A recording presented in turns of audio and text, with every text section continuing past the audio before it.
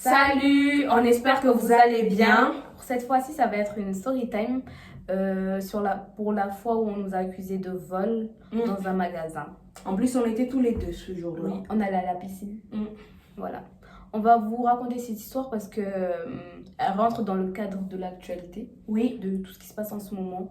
Et ça me tenait à cœur de la raconter pour introduire. en gros, partager notre histoire parce que je pense, et j'en suis quasi sûre, que certains d'entre vous l'ont vécu ou qu'un membre de votre famille l'a déjà vécu. Mais on n'est pas là non plus pour se victimiser ou stigmatiser quelqu'un ou ouais, nanani, nanana. En fait, on est juste là pour partager notre histoire et notre point de vue à notre échelle. On n'est pas là pour dire que nous, on a été parfait ou il y a... Non, c'est là, on vous parle de quelque chose qu'on a vécu en commun en plus. Ça sera l'effet qu'on... Voilà, vous aurez deux points de vue différents. Parce que même si on a vécu la même situation, ben, les ressentis ne sont pas les mêmes. Elle va partager son ressenti à elle et moi le mien et de ce qu'on en retient et faire une petite ouverture par rapport à l'actualité de ce qui se passe en ce moment. La mort de George Floyd, etc.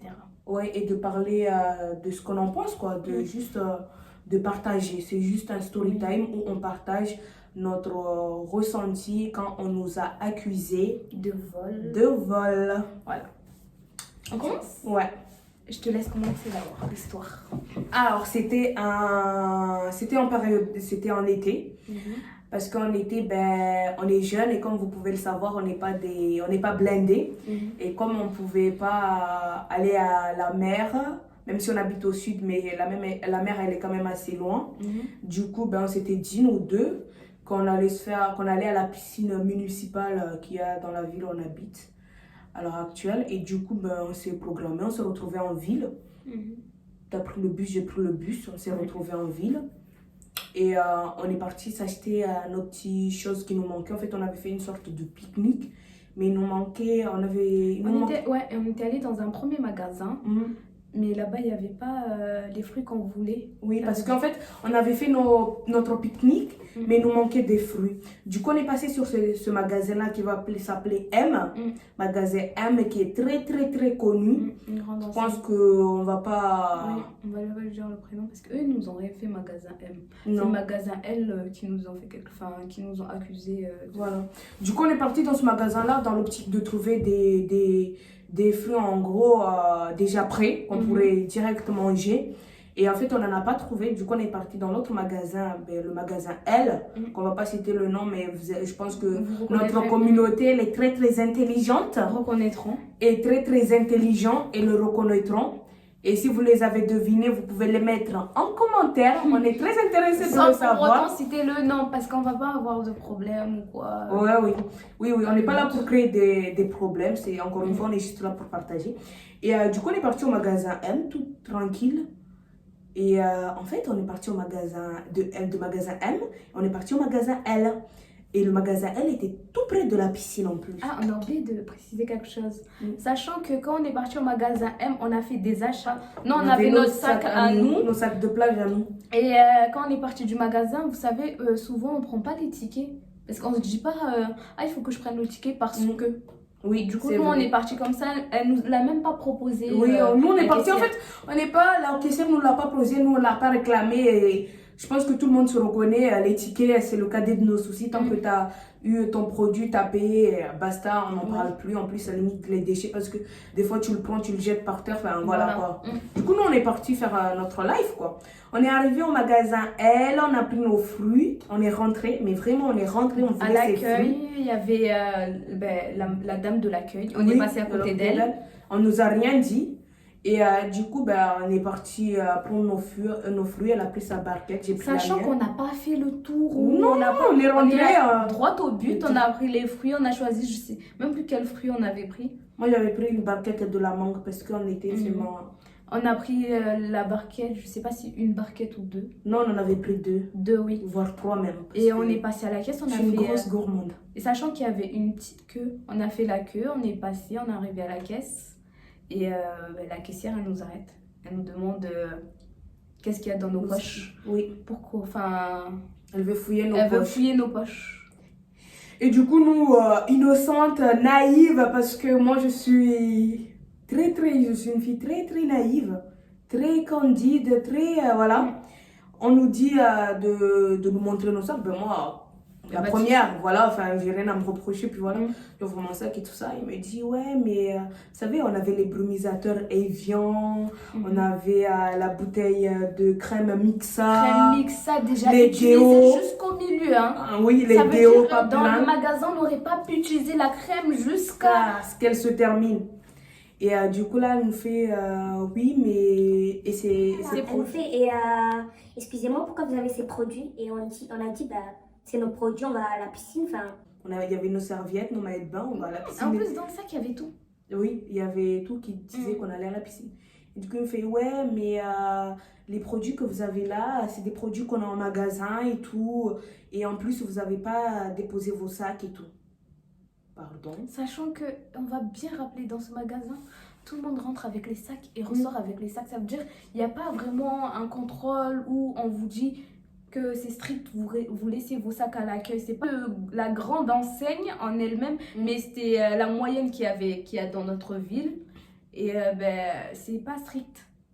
Oui, on nous a jamais dit oh, vous rentrez pas avec ce sac. Oh, c'était la première fois que ça m'arrivait. Et, ça nous est arrivé parce qu'on était ensemble. Et même, je pense que la personne qui était devant nous avait un sac et on lui a rien demandé. Non, on lui a rien demandé. On sait bien pourquoi. Hein.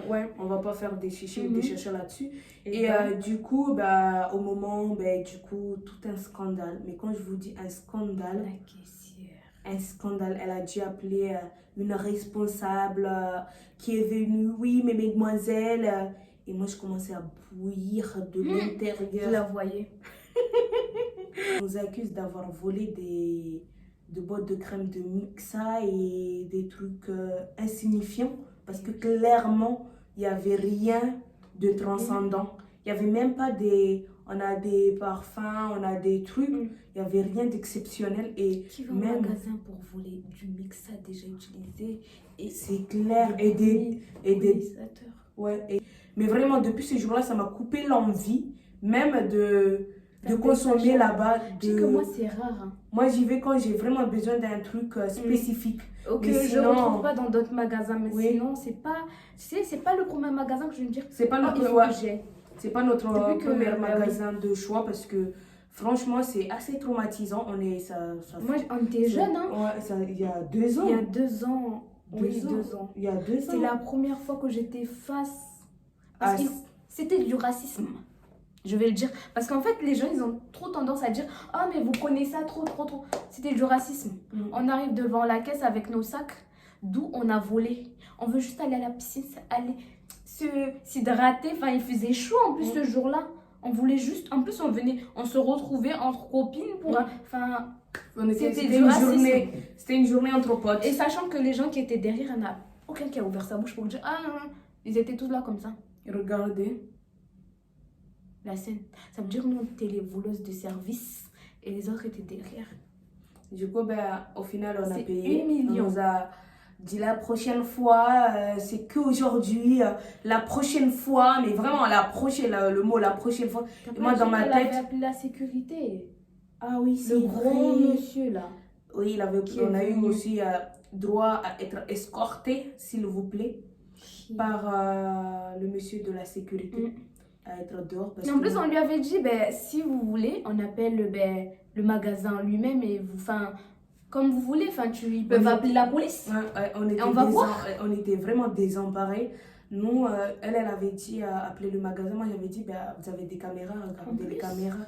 Nous, on est rentrés, mais vraiment, on n'a même pas essayé à chercher midi 14h. On est rentrés, on a pris les barquettes de fruits, on allait ressortir et aller faire notre live. C'était pas dans un objectif de on faisait nos courses ou quoi que ce soit.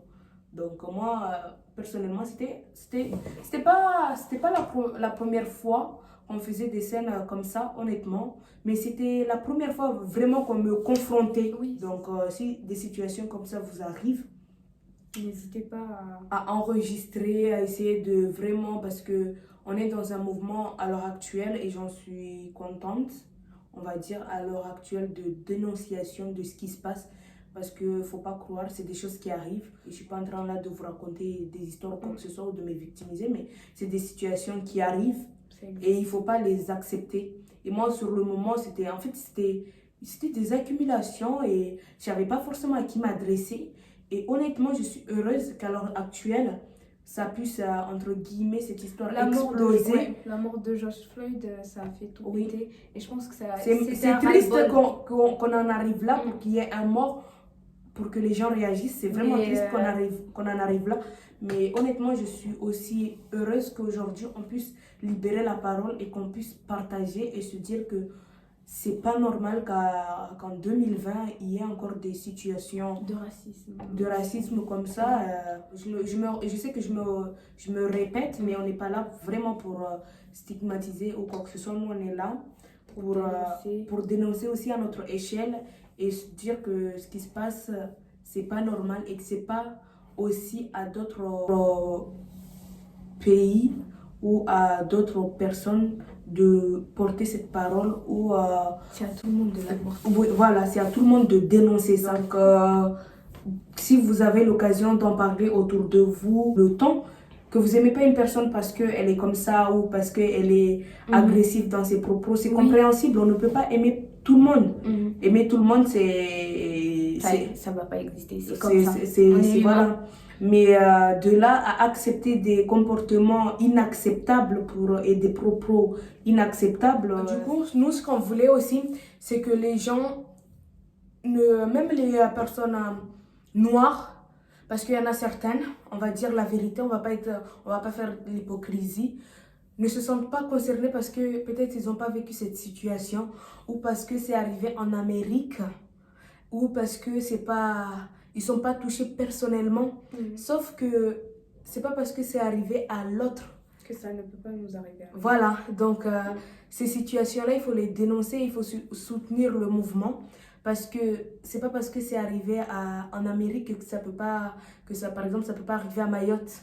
Ou dans quelques pays africains ou même dans d'autres pays étrangers. Ça arrive tous les jours, hein. Enfin pas tous les jours quand même, mais souvent. Des discriminations parce que on est noir, on est ceci, on est cela, enfin dans tout. C'est fatigant, en fait, quoi. La solution, c'est de partager, relayer le mouvement, et soutenir à son échelle, comme nous. Comme vous pouvez le faire, vous n'êtes pas obligé. Il y a des cagnottes qui sont... il y a des pétitions à signer, plein de choses. Vous pouvez participer. Il y a vraiment un mouvement de changement, un réel mouvement. Mais pour que le changement se passe, je pense que tout le monde doit y mettre du sien et se sentir concerné. Du coup, c'est notre petit mot. C'est notre petit mot du jour et qu'on est content de l'avoir partagé avec vous. Et aussi, on voulait aussi le faire savoir que nous, on soutient totalement le mouvement et que ce qui s'est passé, on n'en est pas d'accord et on espère que ça va évoluer parce que si ça n'évolue pas aujourd'hui, il faut penser à nos futurs enfants, la nouvelle génération qui arrive. Et que si en 2020 des choses comme ça arrivent toujours, c'est que ça va continuer. On ne doit pas rester là à accepter l'inacceptable sous prétexte qu'on ne se sent pas concerné personnellement. On vous fait de gros bisous. Et si vous avez vécu des histoires comme ça, n'hésitez pas à nous l'écrire en dessous des commentaires, comme ça on partage ici, on est là pour le partage. Ou même si vous voulez raconter une histoire qui est trop longue, sur nos réseaux sociaux aussi vous pouvez venir en message, il n'y a pas de souci. Oui, on est là, on vous écoute. Et du coup on n'a pas donné nos réseaux sociaux. Si, je les ai donnés en barre d'infos, regardez. En barre d'infos, ils y sont. Oui, checkez sur les barres d'infos et vous verrez nos réseaux sociaux. Et on vous fait des gros bisous. Au revoir. Allez, ciao, bye bye.